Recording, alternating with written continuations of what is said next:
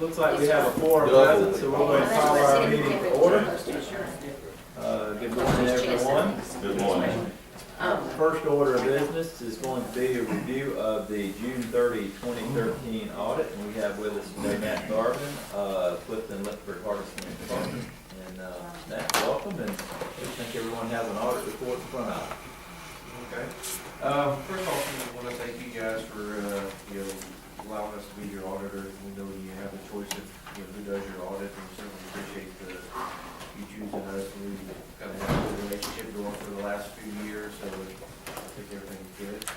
I also want to thank David and Kim for their help in getting everything done, getting stuff pulled for us, and answering questions and helping us out trying to get this report finished up. So just kind of start going through the audit reports.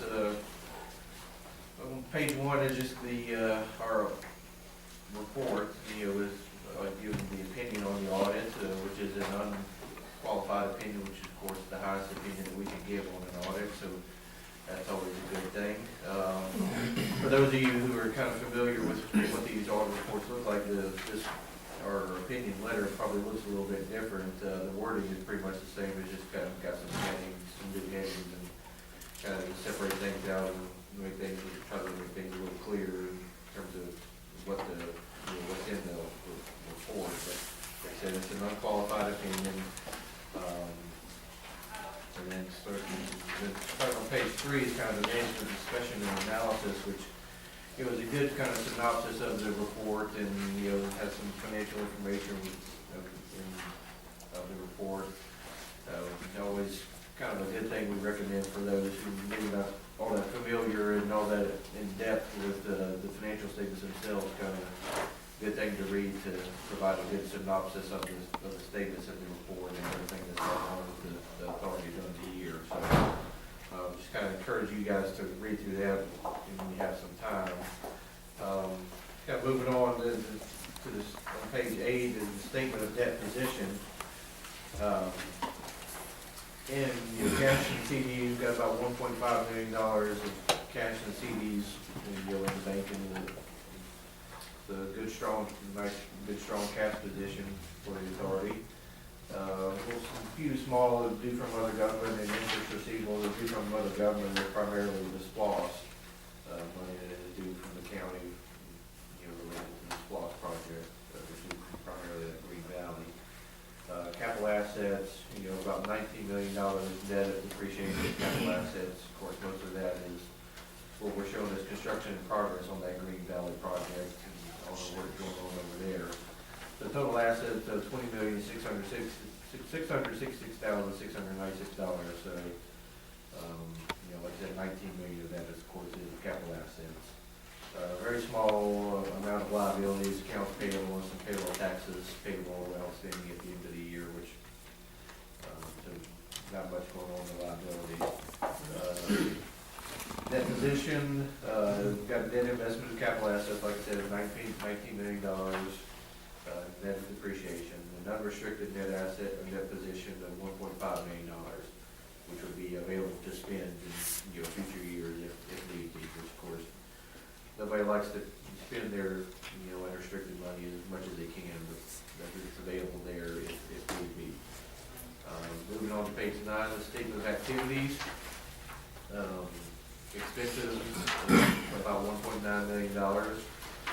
Probably a bit up from the last few years. $1 million of that really is that $1 million payment y'all made to for that UGA food technology project that's going on. So it's a little expenses are probably a little bit higher than they have been in recent years. Charges for services of $50,000, which is primarily related to some property transactions. Operating grants and contributions $218,000. Which is primarily the $100,000 that y'all got from the county and the One Georgia grant of $112,000. And the capital grants and contributions of $80,000, which is the SPLOST money coming in from the county for that Green Valley project. Again, a small amount of interest earnings on the CDs. Just can't make much money on CDs these days. So change in deposition of a decrease of about $1.5 million. Again, $1 million of that really is because of that $1 million payment on that UGA project. So your deposition actually decreased from 22 million to about 20.6 million, $20.7 million. So going on to the balance sheet on page 10 of the governmental funds, pretty much the same kind of information that was on the statement of net position, except that this schedule does not have the capital asset information on it. It does break it out between the different funds. So the authority would be the general fund, the One Georgia fund, and the capital projects fund, which is the SPOS fund. Again, $1.5 million of cash and some small, due from other governments and interest receivable. We've got a couple due from other funds, just some interfund activity related to payments between the accounts. Some small liabilities as well. And unassigned fund balance of $1.5 million in the general fund. Again, that will be available to spend in future years if need be. Going on to page 11, which kind of reconciles this balance sheet to the governmental statement of net position. Like I said, the only difference would be that the $19 million of capital assets are on the balance sheet, but not on the balance sheet, but they are on the statement of net position. So on page 12 is kind of the income statement, as I like to call it anyways. Of course, got a much longer name, but this is the income statement of governmental funds. And again, pretty much the kind of the same sort of information that's on the statement of activities up a few pages before. There's the $100,000 coming in from the county, on the grant and the SPOS money and the capital projects, and the charges for services, some property transaction money that came in, a little bit of interest and some other revenue. Expenditures, and again, the total expenditures for all governmental funds, $1.7 million, and $1 million again of that was that economic development on that UGA food project. Some proceeds from the sale of land, $76,000. So our net change in fund balance for the governmental funds is $1.3 million. So the fund balance decreased from 2.8 to 1.5. Always like the fund balance to go up, but that's just kind of the way things are, especially with that $1 million is, cause the decrease. On page 13 is kind of reconciling this income statement to the statement of activities up in the front, and the big difference again is related to capital asset activity. You get capital outlays, additional assets that we've added, depreciation, the proceeds. So that's just kind of reconciles those two statements together. Moving on to page 14 is kind of the budget schedule, which kind of budget to actual. Of course, revenues were a bit up. Primarily, of course, the property transaction, $50,000 came in on those. Expenditures were, of course, up, over budget, and then again, probably that $1 million payment on that food project is pretty much the cause of the over budget. And of course, that was actually approved by the board way back, I think, in like 2005 when it was first discussed, and then was again approved when the actual payment was made in 2013. So it wasn't something that was unexpected. It's just kind of somewhat it's an unbudgeted item, but it was approved. So that's kind of the budget schedule. And then there's also a budget to actual schedule for the One Georgia Fund, $112,000 that came in for this year, which matches up exactly to what the budget was. And then starting on page 16 is kind of the notes, which is provides a little more detail about some of the, starting out with primarily just some of the policies and of the authority, and explaining how some of the statements work, and the flow, how things are reported and whatnot. The only thing really I would kind of point out in the notes is on note 5, starting on page 22, at the bottom of page 22, where we show that contractual obligation of $3.8 million that kind of went away with that the Simpson property when it was sold. there was a potential liability that had come in hanging around with the sale of that land, that contractual obligation is going away, so there's no long-term debt for the authority, which is a good thing, of course. And then there's a detailed capital asset schedule that, kind of breaks it out a little more in detail than what's in the statements at the front. That's kind of it with the, notes, and like I said, it's just to provide a little more detailed information. And starting on page 24 is the internal controls auditor's report. We do a review of the internal controls here of the authority, make sure everything's kind of, all the checks and balances are in place that need to be in place. And there's nothing going on that would cause any potential issues, and we did not have any material weaknesses or significant deficiencies noted during our audit, so it's all, of course, always a good thing. No issues with any sort of compliance with any, especially mainly the One Georgia grant. That's kind of it, unless somebody has any questions about anything that they see in the report or anything. Any questions of Matt with regard to the audit? If there are none, I'll entertain a motion that we accept the June 30, 2013 fiscal audit as presented. So moved. Second on that. Any other discussion? All in favor say aye. Aye. Any opposed? Thank you very much, Matt. Thank you. Thanks for very thorough leading us through that report. Come in also on the well. Thank you. Explain, things that follow. Thank you. All right, approval of minutes of our last regular meeting of October 17th. Hopefully you all received those in your email notifications. If you don't have any corrections or adjustments to those, I would entertain a motion for their approval as submitted. So moved. Have a motion on that. Do we have a second? Second. Motion is second. Any other discussion? All in favor say aye. Aye. Any opposed? Moving into financial reports, Tom. Okay, if you'll turn to the financial statements in your notebook, there's not a lot on page 1 and 2, but if you'll turn to the third page, which at the bottom is page 8, we do need to make a budget adjustment here. Based on the decision and the vote by the board at the last meeting, we need to make an adjustment of $14,912 to cover the annual bonuses, salaries, taxes, and so forth that we voted on at the last meeting, but we failed to note it in the financial statements.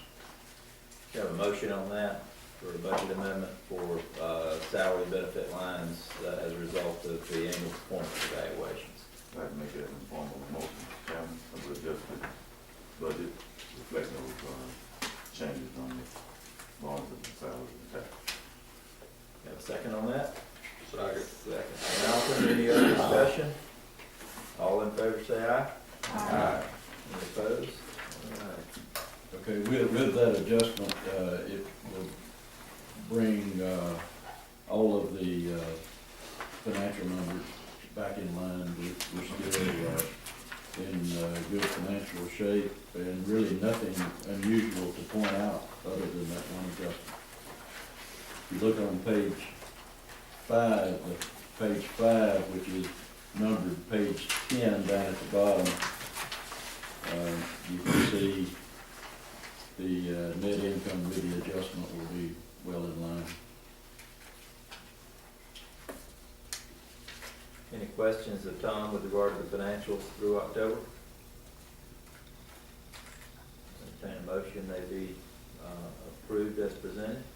So moved. Second. Motion is second. Any other discussion? All in favor say aye. Aye. Any opposed? Moving into committee reports. Alton, any activity from the investment committee? No report today, Mr. Chairman. Sir, no long range planning. No report, Mr. Chairman. Okay. When we get to new business, I've got one item I'll hand off to long range planning. Walsh Cliff Industrial Park. No report today. And Shepherd, how about update on transportation? Just, locally with the LMIG going on right now, there's, been a lot of, county's been very, very busy trying to repair the infrastructure damage to the roads that we're gonna be paved. So matter of fact, they may be on paving Jordan Hill now. They are, But, we thank you. Anyway, that project's moving forward, and we're gonna take care of some of these roads that have become very problematic. We're not gonna be as fortunate in this next year's budget, because I think this year we're paving a little over 20 miles worth of road, resurfacing it. This year, I think we're probably gonna be looking at about 9, maybe 8 or 9 miles. So, but it's, we just have to see what funds are available and what we can get from the state. But other than that, nothing to report. Moving into executive director's report. A number of FYI items and then a couple of things we will need to vote on today. One regarding the University Food Technology Center, just to give you a continuing update. I told you last month that we got the grant 1.9 funded, and we're having a, what Department of Commerce calls a kickoff meeting. Not sure what that means yet, but we're having one of those coming up in the next, I think it's the first week in December. We'll be having that, so everything is ongoing and continuing. Good news with the Technology Center. Now that we have it, Athens has approved the funding to hire a full-time director for the center, and that's a big deal. They're trying to hire someone equivalent to, if any of you know Mike Doyle from Food Safety. He's like the talking head that comes up every time something happens in the world on food. He's from Griffin, and he's the guy they interview. They're trying to find someone of that stature now to be the director of the new center. So that's a big deal that we got funding for the position. Next thing, just an FYI, we've been doing several radio shows. We did Dick Mars' show yesterday, pretty much talking about the lakes of Green Valley as well as University Food Technology Center. The Electric Cities of Georgia, which is really the, and Kenny may have to correct me, is the marketing arm of what is MEAG Power, like Georgia Power, Georgia EMC. They have a marketing arm and have project managers just like the other two utilities plus the state. And we had a meeting, Kimlin and I were both there from Griffin, explaining sort of the new marketing plans and things communities within that system can actually do. And ECG now will be providing a few more services that we haven't received in the past. So that's a good thing in terms of marketing our community. And this is something I may turn over to the chair. We have received an official letter from the city of Griffin regarding the $5 million from the wastewater from the SPLOST. And at that point, I don't know if you have a... Other than, that's what, I'm gonna turn that over to you, Dave, if you will, and kind of, we need to kind of see where we are in that. That was where the collections are and what the strategy is following that. And a couple of other things. I attended an International Council of Shopping Centers at the Top Galleria on October 30th. We're invited by ECG. We're able to do some trade shows with them. And we do them primarily to not finding shopping centers, but still looking for a hotel conference center developer. And that's one of the ways we're trying to get exposure. And then we thank Kimlin for bringing us in on one project he had in the last couple of weeks, possibly for the lakes. We'll see how that goes. And then we mentioned last month we had a new project for the NACON facility. That project did visit on October the 24th, so that was a good thing. And I mentioned we had another project. This one is for the lakes, in which Georgia was eliminated a year ago. The project came back. It's a European company. And there's still 3 other states involved, but we're now in the incentive phase. We're not extremely optimistic on this one particularly because this history of this country generally, they end up in more rural areas of Georgia. Their demands for incentives are probably pretty much more than our community could handle. When we do incentives with companies, we're very aggressive with incentives. On the other hand, when you walk away from the table, when you shake hands, both sides need to feel like they got a great deal. And generally in this kind of deal, there is no great deal. So we'll just see how it works out. And that's kind of part of the way this project works. Excuse me, Dave, on that particular project, there, that, you mentioned Georgia, they were visiting that. Are we the Georgia site if it comes to Georgia? We're not, there are other communities in Georgia still. Yeah, I think there are 2 other Georgia communities plus 3 other states. As I understand, we're the only metro Atlanta community. Did this come down through the state, or did Yes. okay. We did. We did a bond resolution several months ago for a project called Made in America. It was $10 million. We issued bonds for 7, and they were creating at least 25 new jobs. The good part about it is they've come back now and said we want to do the last 3. So they're going to spend another $3 million. We need to approve the bond documents today for that particular transaction. Mr. Fortune has them, he has reviewed them. Do you like to make any comments? It's gonna be identical to the earlier bond issuance, except it's for $3 million instead of 7. This will allow them to finish up basically installation of some machinery they bought is being installed now, which is gonna really boost their production, which is good. And we'll get a small bond fee for this transaction as well. So we need a motion on that, correct? We need a motion and a vote to approve bond documents for Project Made in America in the amount of $3 million, completing the original $10 million commitment we previously made. I'll make that motion. Have a motion, do we have a second? Second. Any other discussion? All in favor say aye. Aye. Any opposed? And just one last comment, just to remind you, there is no liability on behalf of the authority, the community, any governments, anything like that. So this is all a positive event. We also had another project we mentioned last month that we were the finalists for Georgia. They visited 25 communities in 4 days in a number, I think 4 or 5 states. And then we informed you last month that their parent company owns some land in another state and basically said, take this free land in the other state. And so we thought the whole thing was sort of done. Just a little update, and there's still some optimism in all of this. They're going to do this project in either 3 or 4 stages. The first stage is they're going to Texas. It's actually a small project. And one that probably, if we had to give up one of the phases, this would be the one that we would probably want to give up. Stage 2, they're going to California for stage 2. They have some, either their parent owns land in one state, and they have a partner in the chemical business that's going to be in the other state.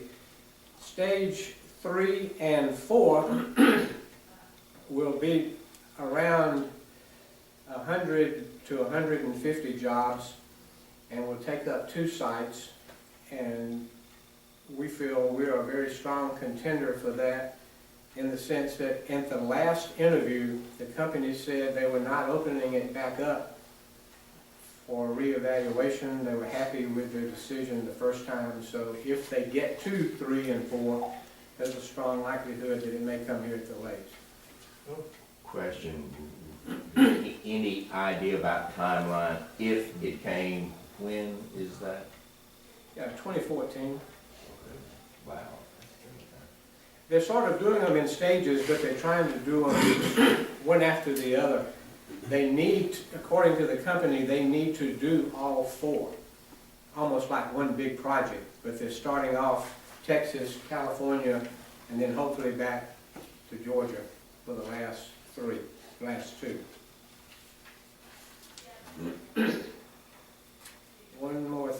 Two more things. Another one of our serious contenders for a site at the lakes, an Asian company. They have visited a number of times. Their CEO flew over yesterday and is visiting several Japanese companies in the area. And he will be here today to visit with us, to have lunch. Basically, it is not a negotiating visit, it's strictly a social/business visit. So we take that as a good sign, and we'll see how that goes. But they have been so far reluctant to get over the hump of making a decision. But right now, it appears we're the only one still in contention, and we'll see if they really want to follow through and actually do the project. The last thing on the agenda, we need to do a vote on a bond resolution and a bond letter for project growth for the NACOM facility. It will be, the bond resolution will be for $25 million and for at least 100 new jobs. So this one, the bond resolutions and letters, even when they're signed by the company, are non-committal, but generally that's a very good sign when they get to that point.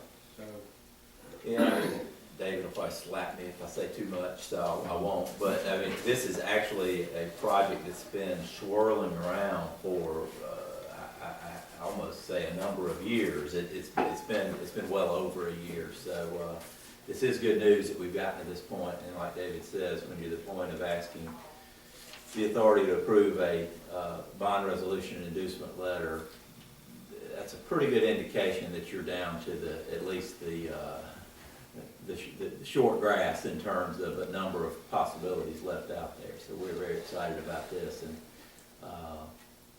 because of the fact that we've been having these discussions now for what seems like 2 or 3 years as a possibility for the NACOM building, we feel like this is a significant point we've reached with this prospect. it is still down. For the entire project, the NACOM facility, everything. Yeah, everything as is. A couple of things about that. It's down to, we're the representative for Georgia. There's still a competitor in North Carolina, which we're down competing with. We're not sure if they have gotten to the bond resolution stage in North Carolina or not. And I also have to throw some kudos out. We raised a little bit of a ruckus about a month ago with Yazaki. Not a ruckus. We told them we were concerned about the status of the building and kind of letting it go, so it wasn't showing as well. And if they want to sell the building, they need to sell the building. And so actually, the broker gave our message to Yazaki, who sent the president over here and looked at the building and actually came down to visit and told him to clean up everything to get the building. And actually, the president used to be the facility manager here at NACOM. We didn't know that until he shows up. So we want to thank Nigel Thompson for climbing the career ladder. And actually, it was a total shock and surprise, and he has really stepped up to the plate. We appreciate Nigel's participation. We've not spoken with him yet. We've just been sending messages, but he really has taken an interest in making sure this building is sold, so we appreciate Nigel Thompson's efforts. Not only did he get right on the cleanup, which it desperately needed, it really was showing poorly when you had a prospect in there. We had a prospect from Europe in there, about 2 months ago, and it was somewhat embarrassing, the condition they let that building get in. But not only do we need to commend Nigel for getting on that quickly and getting that building in a lot better shape in terms of the way it's showing, but he's inserted himself very aggressively in the center of the negotiations on the sale as well. You all remember one of the biggest issues in trying to finalize a deal on that building has been the long-distance nature of the negotiations between the broker here in Griffin and ownership in Japan and property management in Detroit, I believe.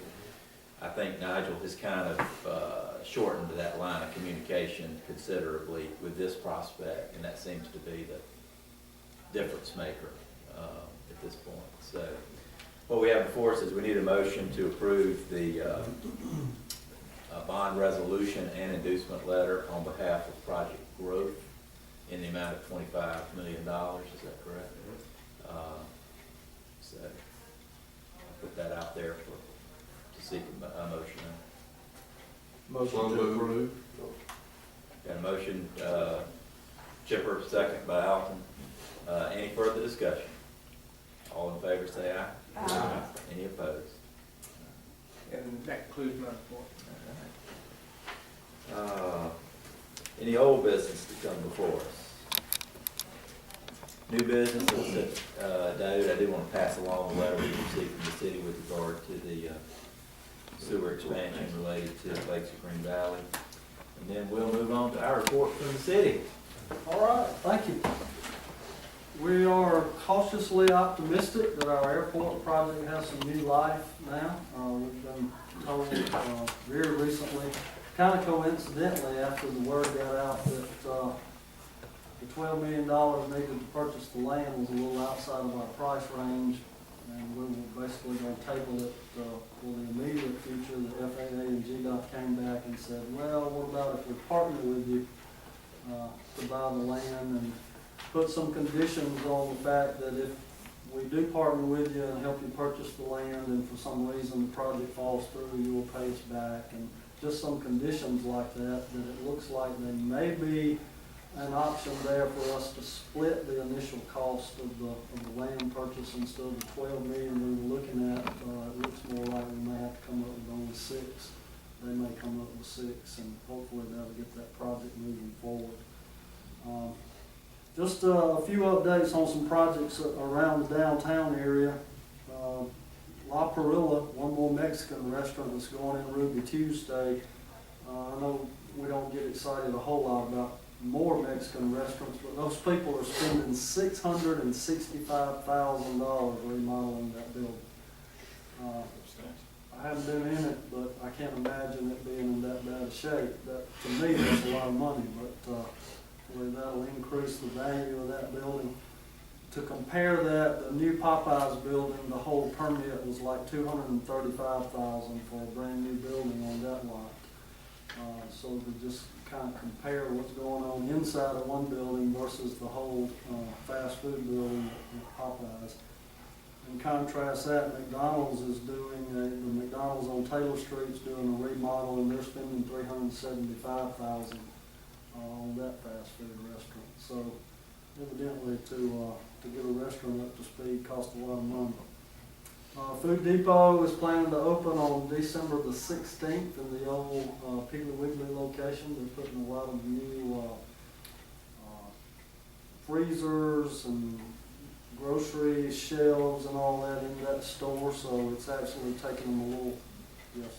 Kenny, are they going to just occupy what Piggly Wiggly occupied, or they're not going to expand beyond that? No, initially it would just be the Piggly Wiggly store. They are, however, looking to hire about 100 employees. When Piggly Wiggly closed, they were down to 60, and they say they're going to hire 100 initially and hopefully go up to about 120 if things go well. So that'll be some additional jobs, and we appreciate that. We're thankful for that. And we're working diligently. I don't know if any of you are familiar with our few noise complaints that we have coming from the international paper Exopac area, but we're trying to figure that out and don't really know what to do about it or if we can do anything about it, but we're kind of in between those couple of industries and some of their residential neighbors kind of to the west of there having some issues with some noise coming from there, and those industries have been very open to our discussions. They're working with the neighborhoods. We're just really having a problem, one, identifying the cause of the noise that's drifting over to the residential area, and then if we could ever identify what that noise is, trying to figure out what to do about it.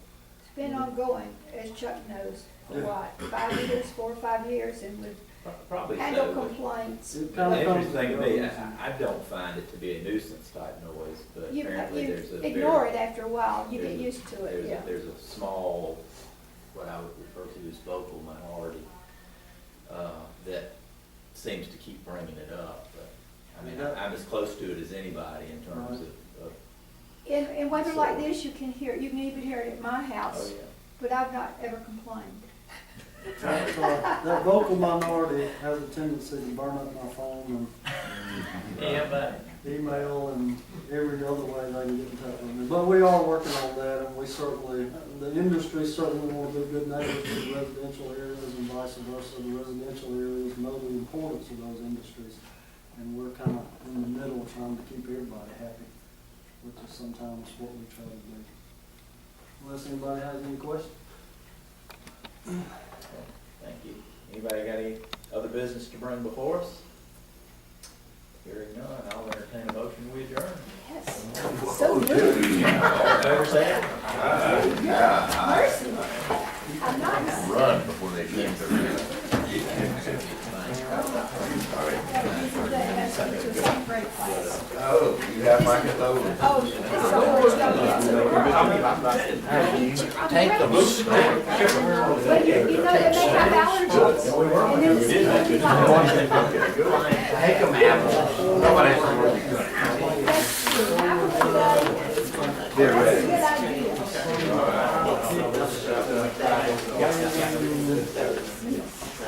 a good idea.